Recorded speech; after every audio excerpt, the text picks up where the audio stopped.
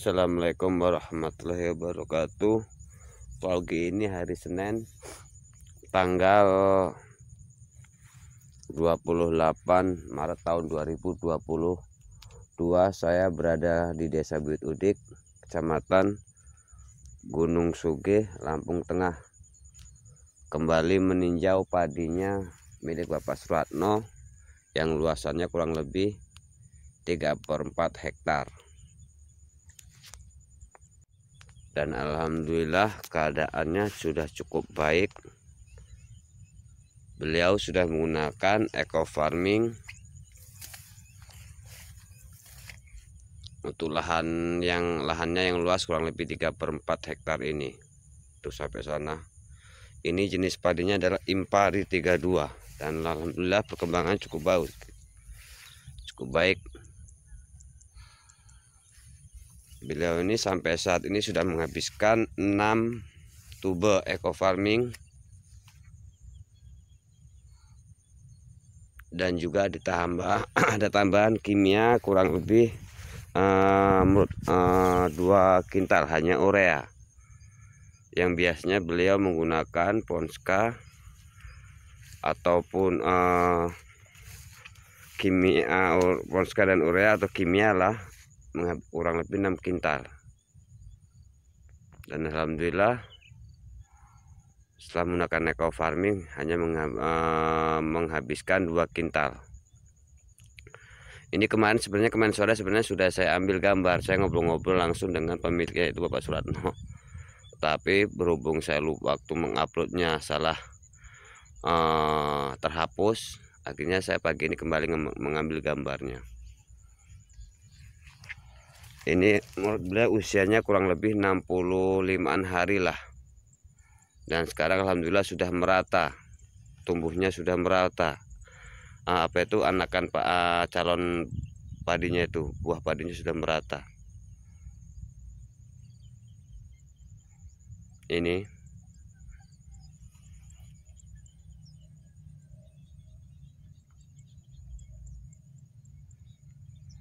dulu waktu usia sekitar 30-an 5 hari lah saya ngambil gambarnya di sebelah sana.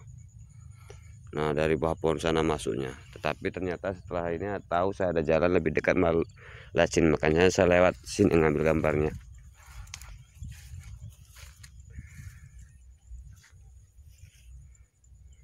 Saya ini bukanlah seorang petani, bukan juga anak petani. Bukan insinyur pertanian ataupun ahli pertanian. Tetapi alhamdulillah walaupun saya tidak ada pengalaman, tidak ada ilmu pertanian, dengan wasilah produk PTBS seperti eco farming ataupun fotosintesa, saya berani menawarkan, berani memberikan solusi kepada petani, yaitu berupa pupuk organik, yaitu memberikan solusi kepada petani, yaitu pupuk eco farming ataupun eco farming fotosintesa, yang memang dua-duanya pupuk tersebut adalah karya anak bangsa yang baik untuk tanaman ataupun juga untuk pembenahan tanahnya.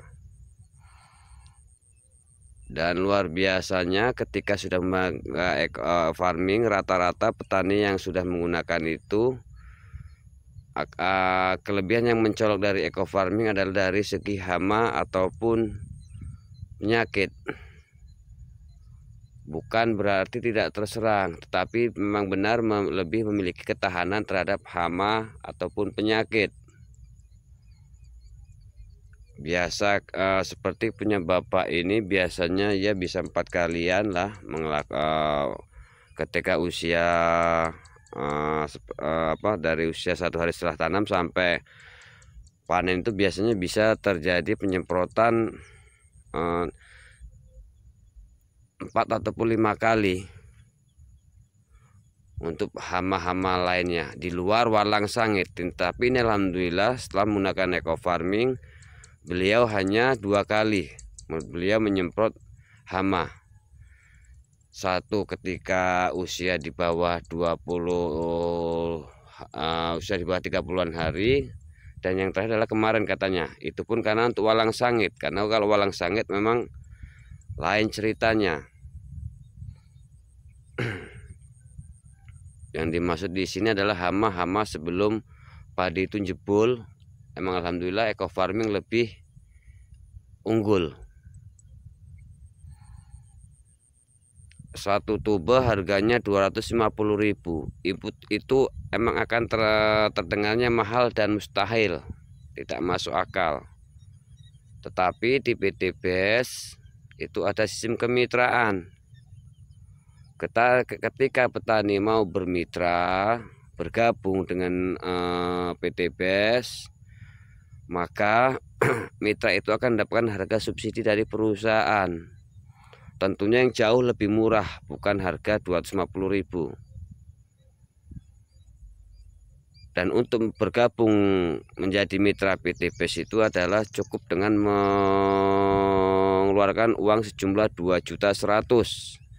100.000 itu registrasi, 2 juta adalah belanja pupuk. Belanja pupuk 2 juta itu langsung mendapatkan 12 pupuk senilai 3 juta. Artinya di sini petani memang sudah mendapatkan keuntungan harga dibanding dia beli eceran. Kemudian untuk belanja ulang kedua, ketiga dan seterusnya, maka petani hanya cukup mengeluarkan uang 1,5 juta, masih tetap mendapatkan produk pupuk senilai 3 juta. Dan perlu sahabat tani ketahui bahwasannya untuk lahan jagung eco farming cukup menghabiskan 7. Untuk padi ini dari awal sampai panen standarnya adalah menghabiskan 10. Jadi ketika petani pertama bergabung di PT BES dengan modal 2.100.000, kemudian mendapatkan produk senilai 12, artinya untuk itu bisa digunakan untuk lahan seluas 1 hektar dan sisa 2 yang nilainya 500.000. Artinya ketika petani pertama kali bergabung di PT BES, maka biaya pupuk untuk 1 hektarnya adalah 2 juta dikurangi 500, maka 1,5 juta saja. Dan untuk kemudian untuk yang kedua dan seterusnya, petani padi umpamanya ini ya belanja 1,5 juta, mendapatkan 12 produk. Dalam 1 hektar menghabiskan 10, maka sisa 2 senilai 500.000. Artinya untuk pembelanjaan kedua dan ketiga, petani yang sudah bermitra dengan modal 1,5 juta beli pupuk hanya dipakai 10, sisa 2 senilai 500. 1,5 juta dikurangi 500.000, artinya hanya menghabiskan uang 1 juta rupiah. Itu kalau untuk padi. Kalau untuk jagung itu lebih murah lagi. 12 biji itu bisa mengcover lahan kurang lebih 1,5 hektar lebih sewolon. Demikianlah informasi yang dapat saya sampaikan. Semoga memberikan manfaat kepada para sobat tani dimanapun berada. Ini sebenarnya ada nih perbandingan punya sebelah ini.